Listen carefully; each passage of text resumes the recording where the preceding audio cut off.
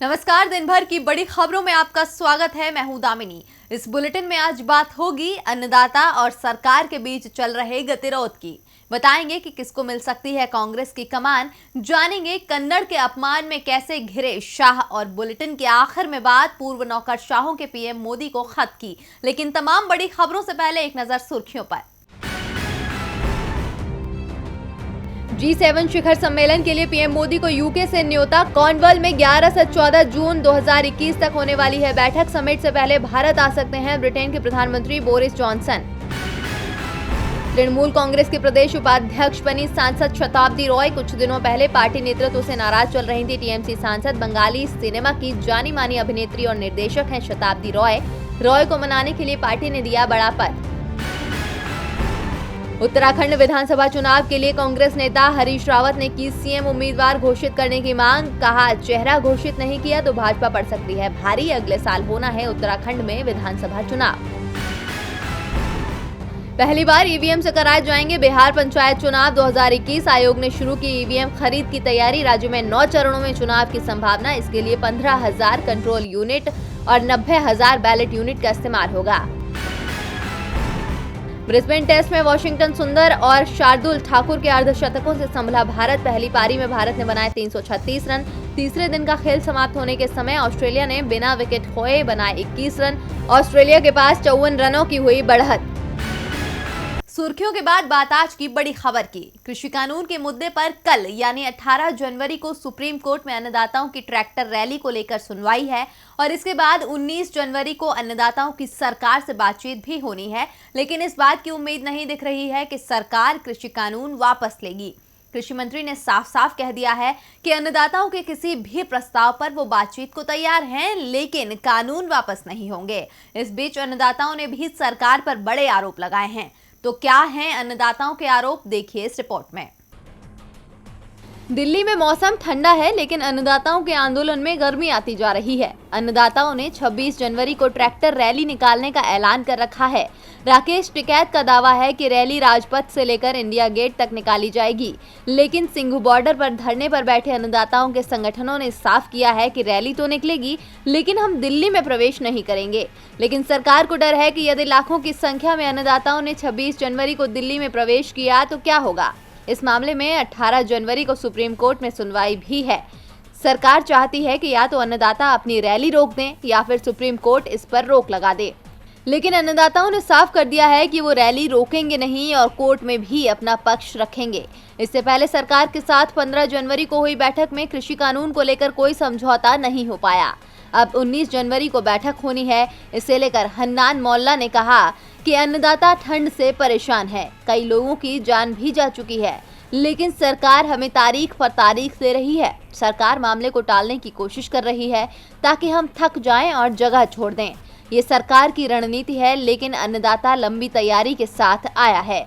अन्नदाताओं ने एक बार फिर साफ कर दिया है कि कोर्ट द्वारा बनाई कमेटी के सामने वो नहीं जाएंगे, भले ही कमेटी के सदस्यों को बदल दिया जाए। उन्होंने कहा कि हमने 26 जनवरी के ट्रैक्टर मार्च की तैयारी कर ली है और 24 जनवरी तक ही दिल्ली बॉर्डर पर 1 लाख से ज्यादा ट्रैक्टर पहुंच जाएंगे।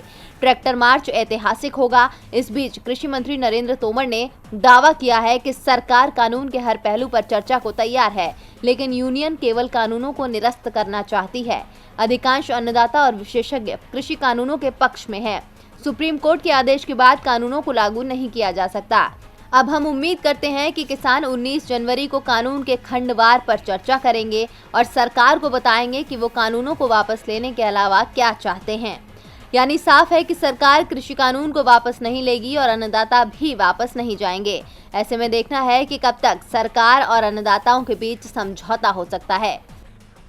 कृषि कानून पर पेच फंसा है। अब 19 जनवरी को सरकार और अन्नदाताओं के बीच होने वाली बैठक में इस पर मंथन होगा। वैसे मंथन कांग्रेस में भी चल रहा है पार्टी के नए अध्यक्ष को लेकर। पार्टी फरवरी में इसके लिए अधिवेशन बुलाने की तैयारी में है। ये अधिवेशन राजस्थान में हो सकता है। तो कब और कहां हो सकता है कांग्रेस का अधिवेशन, देखिए हमारी ये रिपोर्ट। लोकसभा चुनावों में मिली हार के बाद राहुल गांधी ने कांग्रेस के अध्यक्ष पद से इस्तीफा दे दिया था। नए अध्यक्ष के चुनाव तक पार्टी की कमान फिर सोनिया गांधी ने संभाल ली।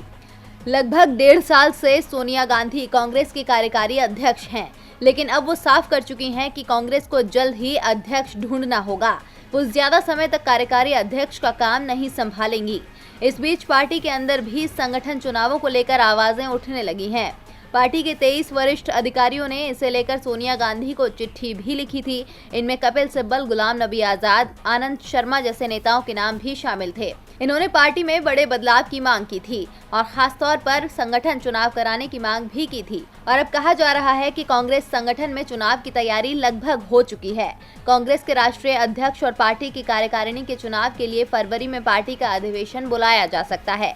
ये तय है कि कांग्रेस का अधिवेशन उसी राज्य में होगा जहां सरकार कांग्रेस की हो। राजस्थान के सीएम अशोक गहलोत की ओर से इसके लिए नीमराना या जैसलमेर का नाम सुझाया गया है। अब ये पार्टी की कार्यकारी अध्यक्ष सोनिया गांधी को तय करना है कि पार्टी का अधिवेशन कब और कहां बुलाया जाए। चुनाव में हिस्सा लेने वाले एआईसीसी के सदस्यों की लिस्ट फाइनल करने का काम भी आखिरी फेज में है। वैसे दावा किया जा रहा है कि राहुल गांधी को ही पार्टी का अध्यक्ष बनाया जा सकता है। इससे पहले राहुल गांधी 16 दिसंबर 2017 से 10 अगस्त 2019 तक कांग्रेस पार्टी के अध्यक्ष भी रहे हैं। 1.5 साल से सोनिया गांधी कांग्रेस की कार्यकारी अध्यक्ष बनी हुई हैं।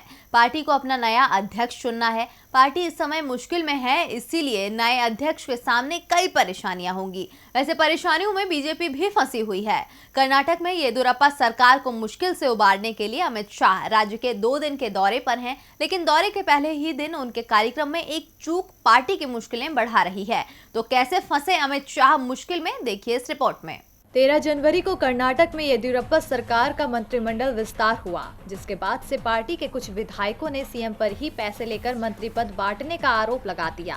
और इसी बीच केंद्रीय गृह मंत्री अमित शाह कर्नाटक के 2 दिवसीय दौरे पर हैं। वो शनिवार को बेंगलुरु पहुंचे थे। अमित शाह ने शिवमोगा जिले में त्वरित कार्यबल यूनिट की आधारशिला रखी, लेकिन इस कार्यक्रम के बाद पूर्व मुख्यमंत्री HD कुमारस्वामी ने अमित शाह को आड़े हाथों लिया है। दरअसल इस कार्यक्रम में इस्तेमाल हुए फाउंडेशन पैनल में हिंदी और अंग्रेजी भाषा के इस्तेमाल को लेकर HD कुमारस्वामी ने कहा कि पैनल में हिंदी और अंग्रेजी भाषा का इस्तेमाल किया गया, लेकिन कन्नड़ भाषा को नहीं शामिल किया गया। इससे साफ है कि ये कन्नड़ भाषा की उपेक्षा है। HD कुमारस्वामी ने अपने ट्वीट में लिखा कि ये एक अनुचित कार्य था कि कर्नाटक में RAF की यूनिट की आधारशिला रखी गई और फाउंडेशन पैनल पर अंग्रेजी और हिंदी का इस्तेमाल तो किया गया, लेकिन कन्नड़ भाषा को अनदेखा कर दिया गया। इसको लेकर अमित शाह को कर्नाटक के लोगों को स्पष्टीकरण देना चाहिए। अनेक विविधताओं वाले इस देश में राज्य की संबंधित भाषा का सम्मान करना केंद्र सरकार का कर्तव्य है, लेकिन गृह मंत्री ने त्रिभाषी सूत्र की अवहेलना करते हुए कन्नड़ भाषा और कन्नड़ लोगों का अपमान किया है।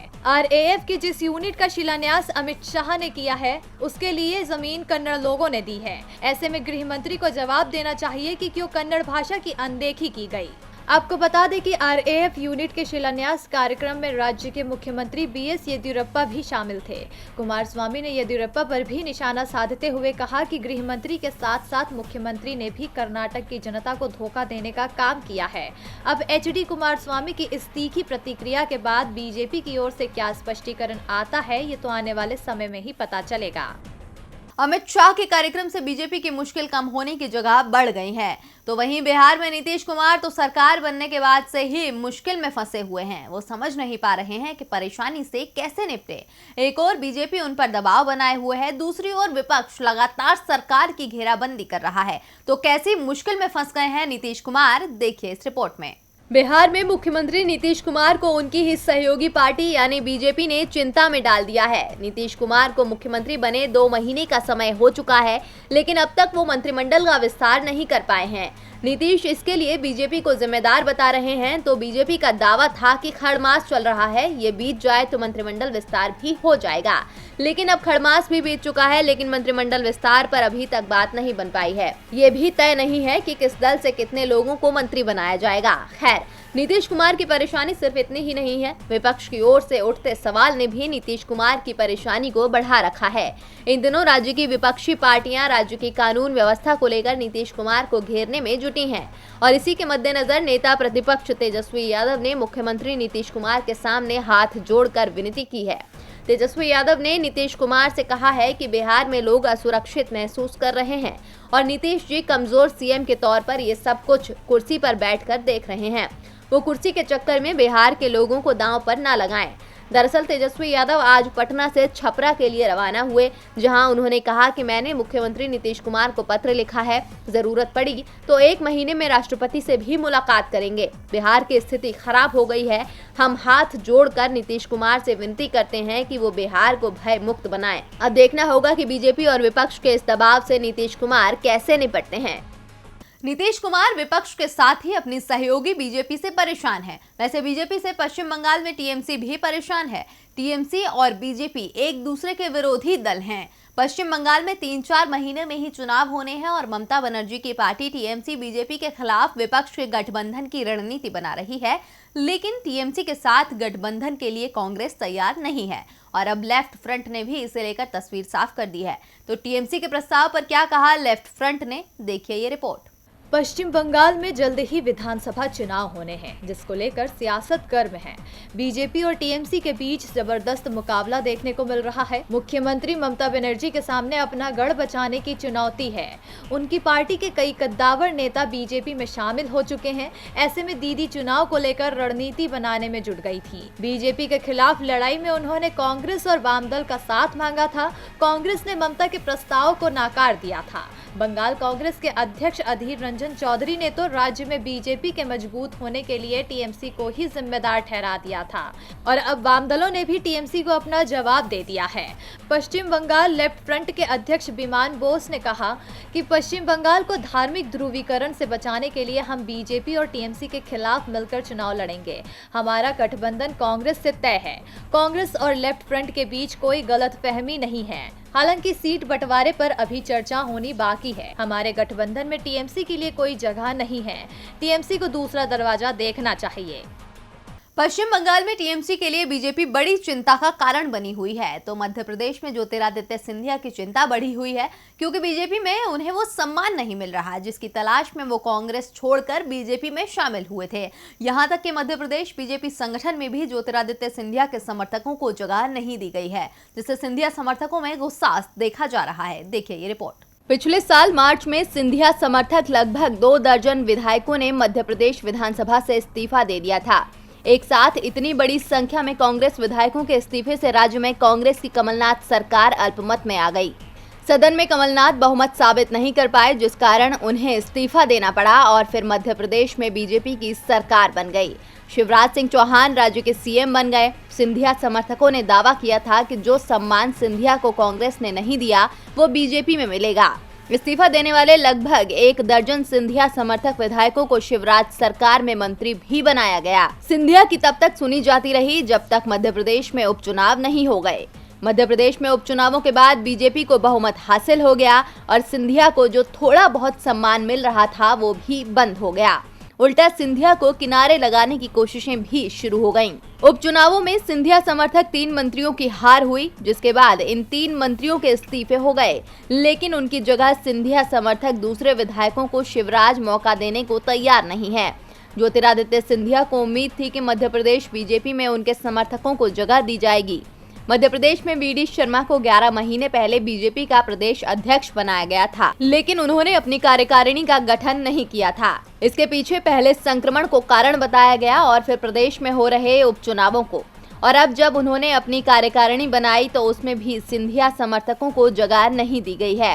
वीडी शर्मा ने अपने कार्यकारिणी में 32 लोगों के नाम का ऐलान किया और इन 32 नामों में से सिर्फ एक सिंधिया समर्थक पूर्व विधायक मदन कुशवाहा को जगह दी गई है। वीडी शर्मा पर सिंधिया ने दबाव भी डाला था कि उनके कम से कम 10-12 समर्थकों को प्रदेश बीजेपी संगठन में जगह दी जाए, लेकिन प्रदेश बीजेपी अध्यक्ष ने सिंधिया के दबाव को मानने से इनकार कर दिया। शिवराज सिंह चौहान भी चाहते थे कि सिंधिया समर्थक कुछ लोगों को बीजेपी संगठन में जगह दी जाए, लेकिन वीडी शर्मा ने न तो सिंधिया की सुनी और न शिवराज की। यहाँ तक कि उन्होंने अपने पुराने चेहरों को भी अपनी टीम में जगह नहीं दी है। 32 लोगों में सिर्फ 4 नाम ही बीजेपी की पुरानी कार्यकारिणी में शामिल थे। इससे ये तो साफ हो गया है कि बीजेपी में सिंधिया को ज्यादा भाव नहीं दिया जा रहा है, न तो सरकार और न ही संगठन में उनकी सुनी जा रही है, और ऊपर से पीएम मोदी भी अपने मंत्रिमंडल का विस्तार नहीं कर रहे हैं, जिस कारण सिंधिया के कैबिनेट मंत्री बनने की उम्मीदें भी पूरी नहीं हो पा रही हैं। और बुलेटिन के आखिर में बात पूर्व नौकरशाहों के पीएम मोदी को लिखे खत की। 1 साल पहले स्वास्थ्य मुसीबत ने देश में दस्तक दे दी थी। सरकार ने इसे रोकने की बहुत कोशिश की, पूर्णबंदी का भी सहारा लिया, लोगों को मदद पहुंचाने के लिए कोशिश भी की गई। पीएम केयर्स फंड बनाया गया जिसमें लोगों से दान करने की अपील की गई। करोड़ों रुपए का दान भी इस फंड में मिला, लेकिन जब भी देशवासियों ने इस फंड के बारे में जानकारी मांगी तो कोई संतोषजनक जवाब नहीं मिला है, जिसे लेकर अब 100 पूर्व नौकरशाहों ने प्रधानमंत्री नरेंद्र मोदी को एक खुला पत्र लिखा है। तो आइए दिखाते हैं आपको कि क्या लिखा है इस पत्र में। महामारी के भारत में दस्तक दिए जाने के बाद केंद्र ने मार्च 2020 में पीएम केयर्स फंड की शुरुआत की। वैसे सवाल तो पीएम केयर्स फंड पर इसके ऐलान के साथ ही शुरू हो गए थे, क्योंकि जब देश में इस तरह की परेशानी से निपटने के लिए पीएम राहत कोष पहले से ही बना हुआ है, तो फिर सरकार को पीएम केयर्स फंड की क्या जरूरत है। सरकार ने पीएम केयर्स फंड में सभी देशवासियों से मदद करने की अपील की थी। देशवासियों ने भी इस मुहिम में बढ़ चढ़कर हिस्सा लिया, लेकिन जब इस फंड का हिसाब मांगा गया तो सरकार की ओर से कोई संतोषजनक जवाब नहीं दिया गया और अब करीब 100 पूर्व नौकरशाहों के समूह ने अपने ओपन लेटर में पीएम केयर्स फंड की पारदर्शिता को लेकर सवाल खड़े किए हैं। इन अधिकारियों ने पत्र में लिखा कि पब्लिक अकाउंटेबिलिटी के स्तर को बनाए रखने के लिए पीएम केयर्स फंड में पारदर्शिता बेहद जरूरी है। किसी भी प्रकार की गड़बड़ी रोकने के लिए फंड में योगदान करने वालों और उससे खर्च होने वाले आंकड़ों को सभी के लिए उपलब्ध कराना चाहिए। हम सभी महामारी से प्रभावित हुए लोगों को राहत देने के लिए बनाए गए पीएम केयर्स फंड और उससे जुड़ी बहसों पर लगातार नजर बनाए हुए हैं। जिस उद्देश्य के लिए ये फंड बनाया गया था और जिस तरह से उसको चलाया गया है, ये दोनों चीजें कई सवालों का उत्तर दिए बिना छोड़ देती है। पत्र में आगे लिखा है कि प्रधानमंत्री से संबंधित सभी चीजों में पारदर्शिता बरतकर प्रधानमंत्री पद की साख और उसका सम्मान बनाए रखना जरूरी है। प्रधानमंत्री के नाम लिखे गए इस पत्र पर पूर्व IAS अधिकारियों अनीता अग्निहोत्री, SP इम्ब्रोज, शरद बिहार, सज्जाद हसन, हर्षमंदर के भी हस्ताक्षर हैं। और दिन भर की बड़ी खबरों में मेरे साथ इतना ही। देखते रहिए DB लाइव। नमस्कार।